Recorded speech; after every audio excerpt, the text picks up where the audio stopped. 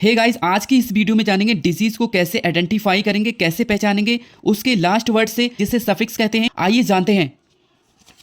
यदि किसी भी डिजीज के आगे एल्जिया लिखा होता है तो वह पेन की कंडीशन होती है। एग्जाम्पल की बात कर लेते हैं, न्यूरल्जिया। जिस डिजीज के आगे एल्जिया लिखा होता है तो वह पेन की कंडीशन होती है। न्यूरल्जिया क्या होता है? ये एक नर्व पेन वाली कंडीशन होती है जिसमें नसों में दर्द होता है। नेक्स्ट बात कर लेते हैं, जिस डिजीज के आगे ईमिया लिखा होता है तो वह ब्लड की कंडीशन होती है। जैसे एग्जाम्पल की बात करें, एनीमिया।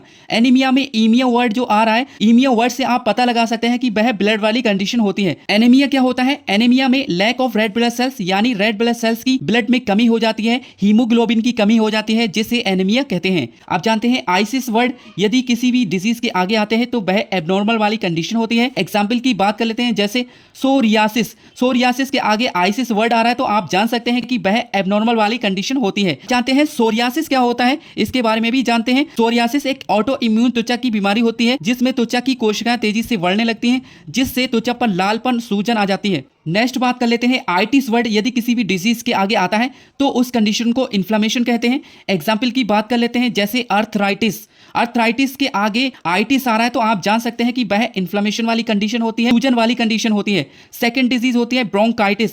जिसके आगे आइटिस लिखा होता है उसे इन्फ्लेमेशन वाली कंडीशन कहते हैं। अब जान लेते हैं, यदि किसी भी डिजीज के आगे मलेशिया लिखा होता है तो वह सॉफ्टनिंग वाली कंडीशन होती है। एग्जाम्पल की बात कर लेते हैं, कॉन्ड्रोमलेशिया। जिसके आगे मलेशिया लिखा होता है तो वह सॉफ्टनिंग वाली कंडीशन होती है। कॉन्ड्रोमलेशिया क्या होता है, इसके बारे में भी जान लेते हैं। कॉन्ड्रोमलेशिया एक ऐसी डिजीज होती है जिसमें घुटनों के ऊपर जो पटेला होता है उसके नीचे की चिकनी कार्टिलेज सॉफ्ट हो जाती है, नरम होकर टूटने लगती हैं। यदि किसी भी डिजीज का आगे मिगेली लिखा होता है तो उस कंडीशन को इनलार्जमेंट कहते हैं।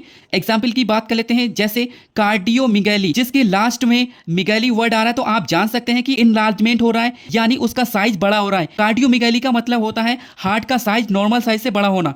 सेकंड है ओमा। यदि किसी भी डिजीज के आगे आता है उसे ट्यूमर या मास वाली कंडीशन कहते हैं। एग्जाम्पल की बात कर लेते हैं, जैसे मिलेनोमा। ओमा वर्ड लास्ट में आ रहा है तो आप जान सकते हैं कि वह ट्यूमर या मास वाली कंडीशन होती है। मिलेनोमा एक प्रकार का कैंसर होता है जो त्वचा की ऊपरी लेयर में होता है। अब जानते हैं, यदि किसी भी डिजीज के आगे पैथी लिखा होता है तो उसे डिजीज कहते हैं। एग्जाम्पल की बात कर लेते हैं, न्यूरोपैथी। पैथी वर्ड जो है लास्ट में आ रहा है तो आप जान सकते हैं कि वह डिजीज वाली कंडीशन होती है। न्यूरोपैथी क्या होता है? न्यूरोपैथी एक ऐसी कंडीशन होती है जिसमें नर्व्स डैमेज हो जाती है, नसों में होने वाली समस्या को न्यूरोपैथी कहते हैं। अब बात कर लेते हैं पीनियो वर्ड। यदि किसी भी डिजीज के आगे आता है तो उसे डेफिशिएंसी, लैक कहते हैं, यानी कमी कहते हैं। एग्जाम्पल की बात कर लेते हैं, ल्यूकोपीनिया। पीनिया वर्ड लास्ट में आ रहा है तो आप जान सकते हैं कि डेफिशिएंसी हो रही है, कमी हो रही है। ल्यूकोपीनिया क्या होता है, इसके बारे में थोड़ा जान लेते हैं। ल्यूकोपीनिया एक ऐसी कंडीशन होती है जिसमें व्हाइट ब्लड सेल्स की संख्या समान से कम हो जाती है। व्हाइट ब्लड सेल्स की संख्या कम होने के कारण इन्फेक्शन होने का खतरा होता है, क्योंकि व्हाइट ब्लड सेल्स के अंदर इन्फेक्शन से लड़ने की क्षमता होती है। ऐसे ही हिंदी में जानकारी के लिए हमें फॉलो करें और हमारे चैनल को सब्सक्राइब करें। मिलते हैं नेक्स्ट वीडियो में। Thank you.